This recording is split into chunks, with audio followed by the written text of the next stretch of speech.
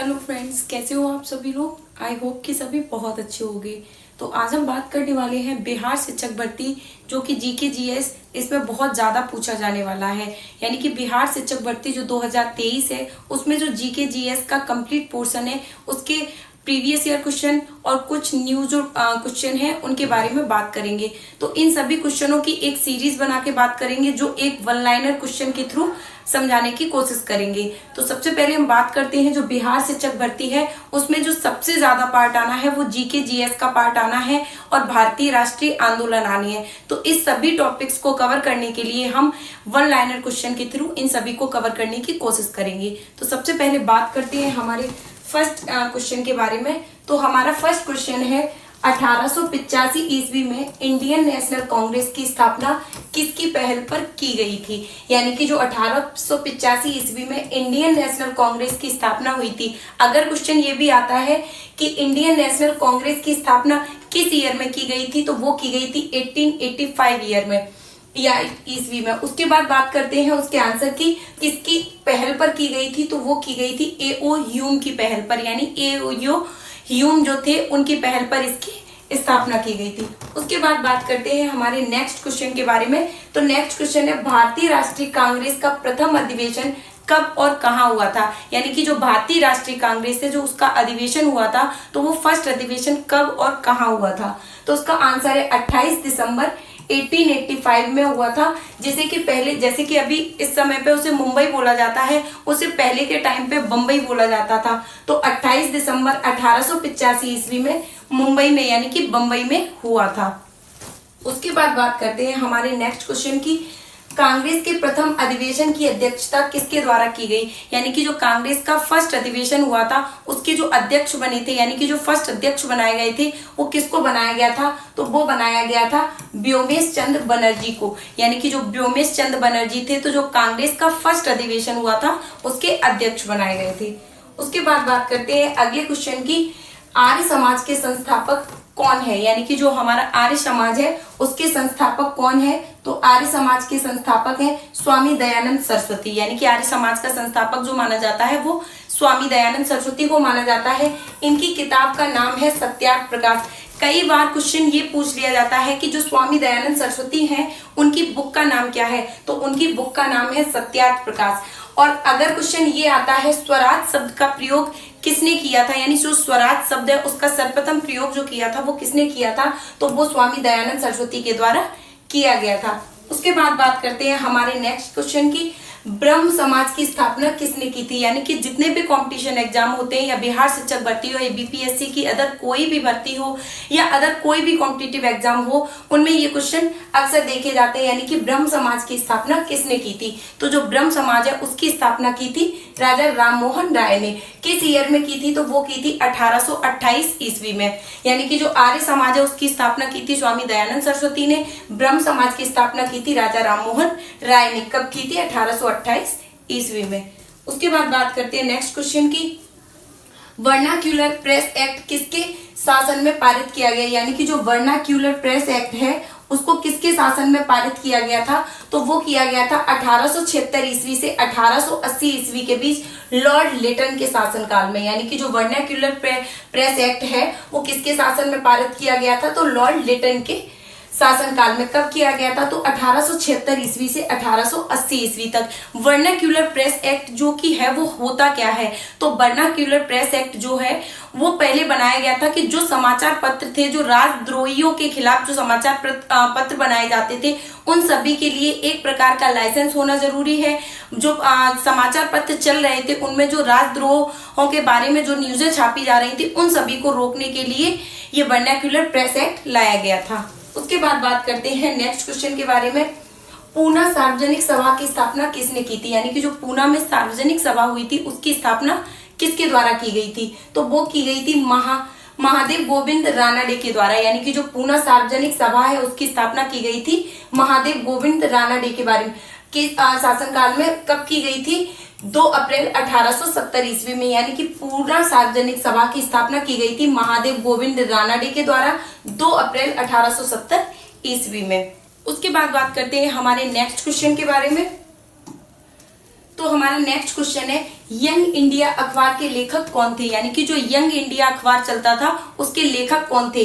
तो young India क्या था, यंग इंडिया एक साप्ताहिक अखबार था, यानी कि जो वीकली न्यूज़पेपर था। जो यंग इंडिया था वो एक वीकली न्यूज़पेपर था जो कि अंग्रेजी भाषा में प्रकाशित होता था। अगर क्वेश्चन ये आता है कि जो यंग इंडिया अखबार है वो किस लैंग्वेज में आता था, तो वो आता था इंग्लिश लैंग्वेज में। तो इसके लेखक कौन थे, तो इस अखबार के लेखक थे महात्मा गांधी, यानी कि जो यंग इंडिया अखबार था इसके लेखक थे महात्मा गांधी। महात्मा गांधी के द्वारा अन्य अखबार भी भिन्न भिन्न भाषाओं में चलाए गए, यानी कि जो महात्मा गांधी ने जिन्होंने यंग इंडिया अखबार चलाया था तो उन्होंने अन्य अखबार भी चलाए थे। कौन कौन से थे, एक था हरिजन अखबार जो कि अंग्रेजी भाषा में चलाया गया था, हरिजन बंधु अखबार जो कि गुजराती भाषा में चलाया गया था, हरिजन सेवक अखबार जिसे हिंदी भाषा में चलाया गया था। अगर क्वेश्चन ये आता है कि महात्मा गांधी के द्वारा जो हिंदी में अखबार चलाया गया था उसका नाम क्या था, तो उसका नाम था हरिजन सेवक, और जो अखबार गुजराती में चलाया गया था उसका नाम था हरिजन बंधु, और जो अखबार अंग्रेजी भाषा में चलाया गया था उसे बोला जाता था हरिजन अखबार। उसके बाद बात करते हैं नेक्स्ट क्वेश्चन के बारे में। नेक्स्ट क्वेश्चन है हमारे मौलिक अधिकार कितने हैं, यानी कि जो हमारे मूल कर्तव्य हैं, मौलिक अधिकार हैं, उनकी संख्या कुल कितनी है। पहले ये मौलिक अधिकार 7 हुआ करते थे, उसके बाद में उनमें से एक मौलिक अधिकार को हटाकर अब इनकी संख्या 6 रह गई है। तो वो जो 6 मौलिक अधिकार है वो कौन कौन से हैं, तो पहला मौलिक अधिकार है समानता का अधिकार, दूसरा है स्वतंत्रता का अधिकार, तीसरा है शोषण के विरुद्ध अधिकार, फोर्थ है धार्मिक स्वतंत्रता का अधिकार, फिफ्थ है संस्कृति एवं शिक्षा संबंधी अधिकार, और लास्ट है संवैधानिक अधिकार। यानी कि ये जो अधिकार है ये हमारे मौलिक अधिकार है। हम हर प्रकार से, यानी कि हमें समानता का अधिकार प्राप्त है, हमें अपनी किसी भी बात को रखने के लिए, किसी भी कार्य को करने के लिए हम पूर्ण रूप से स्वतंत्र हैं, तो ये हमारा स्वतंत्रता के अधिकार के तहत आता है। शोषण के विरुद्ध अधिकार, यानी कि अगर किसी भी इंसान का कहीं पे भी किसी भी प्रकार से शोषण किया जा रहा है तो उनके विरुद्ध हम किसी भी प्रकार की कोई भी कार्रवाई कर सकते हैं, इस प्रकार से शोषण के विरुद्ध अधिकार है। धार्मिक स्वतंत्रता का अधिकार, यानी कि हमारा जो धर्म है हम उस धर्म का पालन करें, हम उस धर्म के अकॉर्डिंग चलें, इन सभी का पालन करने के लिए, इन सभी के अकॉर्डिंग हमें रहने के लिए धार्मिक स्वतंत्रता का अधिकार जो है वो हमें लागू होता है। उसके बाद है संस्कृति एवं शिक्षा का अधिकार, यानी कि हमारी जो संस्कृति है, हमारा जो कल्चर है और जो हमारी एजुकेशन है, हमारी शिक्षा है, उसके बारे में हमें पूर्ण रूप से हम स्वतंत्र हैं, हम किसी भी संस्कृति को अपना सकते हैं, यानी कि जो हमारी संस्कृति है उसका प्रचार प्रसार कर सकते हैं। जो भी शिक्षा हमें पानी है उन सभी शिक्षा के लिए हम पूरी तरह से फ्री है। उसके बाद है संवैधानिक अधिकार, यानी कि संविधान में दिए गए जितने भी नियम है, संविधान के यहाँ तक कि संशोधन भी है, उन सभी को कराने के लिए हम संवैधानिक अधिकार, यानी कि जो संविधान में जो चीजें लिखित में वर्णित की गई हैं उन सभी के अधिकार हम लोगों को प्राप्त हैं। उसके बाद बात करते हैं नेक्स्ट क्वेश्चन के बारे में। इतिहास का पिता किसे कहा जाता है, तो जो इतिहास के पिता है वो कहा जाता है हेरोडोटस को, यानी कि जो इतिहास के पिता है वो है हेरोडोटस।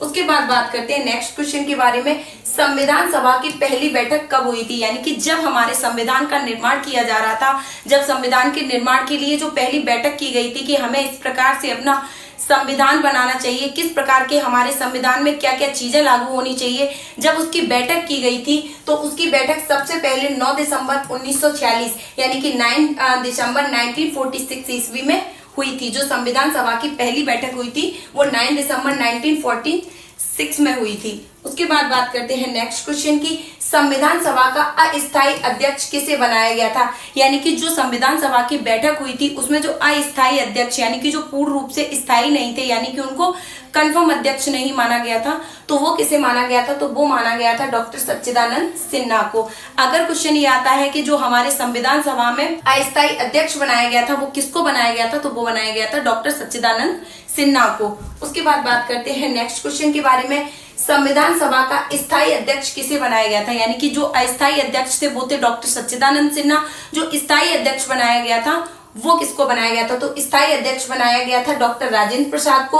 कब बनाया गया था, यानी कि जब दूसरी बैठक हुई थी जो कि 2 दिन के बाद हुई थी। पहली बैठक 9 दिसंबर को हुई थी, दूसरी बैठक 11 दिसंबर को हुई थी, उसके बाद 12 और 13 यानी कि जो तीसरी बैठक हुई थी वो 13 दिसंबर को हुई थी। तो 11 दिसंबर 1946 यानी 11 दिसंबर 1946 को जो सेकंड बैठक हुई थी उसमें डॉक्टर राजेंद्र प्रसाद को स्थायी अध्यक्ष बनाया गया था। उसके बाद बात करते हैं नेक्स्ट क्वेश्चन के बारे में। संविधान सभा का उद्देश्य प्रस्ताव, यानी कि संविधान सभा को जो प्रस्ताव है जो पारित करने के लिए जो सबसे पहले उद्देश्य प्रस्ताव लाया गया था वो किसके द्वारा लाया गया था, तो जो संविधान सभा का उद्देश्य प्रस्ताव है उसे पंडित जवाहरलाल नेहरू के द्वारा लाया गया था। यानी कि संविधान सभा का हमें निर्माण करना है, हमें एक संविधान सभा बनानी है, हमें अपना एक संविधान बनाना है। इसके लिए जो उद्देश्य पारित करने के लिए जो एक्ट लेके आए थे वो कौन लेके आए थे? पंडित जवाहरलाल नेहरू। यानी कि जो उद्देश्य प्रस्ताव था वो पंडित जवाहरलाल नेहरू के द्वारा लाया गया था। उसके बाद बात करते हैं नेक्स्ट क्वेश्चन की, संवैधानिक सलाहकार किसे बनाया गया था? यानी कि जो संविधान सभा है उसमें जो संवैधानिक रूप से जो संविधान सभा का गठन करने के लिए जो संवैधानिक सलाहकार बनाया गया था वो किसको बनाया गया था? तो वो बनाया गया था BN राव को। यानी कि जो संवैधानिक सलाहकार है वो कौन है? BN राव है। उसके बाद बात करते हैं नेक्स्ट क्वेश्चन के बारे में, संविधान सभा के निर्माण में कुल कितना समय लगा? यानी कि जो हमारा संविधान है, जो कि एक हमारा लिखित संविधान है, उसका निर्माण करने में, उसको बनाने में कुल कितना समय लगा? तो हमारे संविधान के निर्माण में 2 वर्ष 11 महीने और 18 दिन का समय लगा। कितना समय लगा? 2 वर्ष 11 महीने 18 दिन। यानी कि इतने दिनों में हमारा संविधान पूरी तरह से लिखकर तैयार किया गया था। उसके बाद बात करते हैं किस जगह का संविधान सबसे बड़ा संविधान है? यानी कि कौन सा ऐसा देश है जहां का संविधान सबसे बड़ा संविधान है? तो इंडिया एक ऐसा देश है जिसका संविधान सबसे बड़ा है और लिखित रूप में है। यानी कि हर जगह का संविधान लिखित रूप में नहीं है, और लिखित है भी तो वो सबसे बड़ा नहीं है। तो भारत का संविधान सबसे बड़ा है और लिखित संविधान है। यानी कि जो भारत का संविधान है वो सबसे बड़ा लिखित संविधान है। उसके बाद बात करते हैं नेक्स्ट क्वेश्चन की, अलवर्ट विधेयक किस वायसराय के शासन में शुरू किया गया था? जो अलवर्ट विधेयक है वो किस वायसराय के शासनकाल में शुरू किया गया था? तो वो किया गया था लॉर्ड रिपन के शासनकाल में। किस ईस्वी में किया गया था? तो 1883 यानी 1883 ईस्वी में अलवर्ट विधेयक को लॉर्ड रिपन के शासनकाल में शुरू किया गया था। उसके बाद बात करते हैं हमारे लास्ट क्वेश्चन के बारे में, आजाद हिंद फौज का गठन किसके द्वारा किया गया था? तो जो आजाद हिंद फौज का गठन किया गया था वो किया गया था सुभाष चंद्र बोस के द्वारा। तो ये थे हमारे 20 कुछ ऐसे क्वेश्चन जो जीके जीएस के लिए बहुत ज्यादा इंपॉर्टेंट है। इन सभी क्वेश्चनों के थ्रू हम अपनी जो शिक्षक भर्ती है उसके बारे में मतलब बहुत अच्छे से समझ सकते हैं। जीके जीएस का पोर्शन 20 क्वेश्चन करके फिर धीरे धीरे करके जिस हिसाब से व्यूज आते जाएंगे, जिस हिसाब से आप लोगों के व्यूज और लाइक शेयर सब्सक्राइबर से जितना भी हमें मोटिवेशन मिलेगा उसके थ्रू हम ज्यादा क्वेश्चन लेके आएंगे और आपकी जीके जीएस को कंप्लीट कराने की कोशिश करेंगे। तो ये थे बिहार शिक्षक भर्ती के लिए जीके जीएस का जितना भी पोर्शन है उनके बारे में कुछ इंपॉर्टेंट क्वेश्चन। इसके बाद अगली नेक्स्ट सीरीज में इसी प्रकार से हम 2000 समथिंग क्वेश्चन लेके आएंगे और उसके बाद में इनके बारे में जितनी भी चीजें होंगी उन्हें ऑप्शन वाइज क्विज वाइज कराएंगे, वो सभी चीजें आपको कंप्लीट करा दी जाएंगी। तो ये थे बिहार शिक्षक भर्ती के लिए हमारे इंपॉर्टेंट कुछ क्वेश्चन। नेक्स्ट वीडियो का वेट कीजिए और अभी के लिए फिलहाल चैनल को लाइक शेयर सब्सक्राइब कीजिए। Thank you.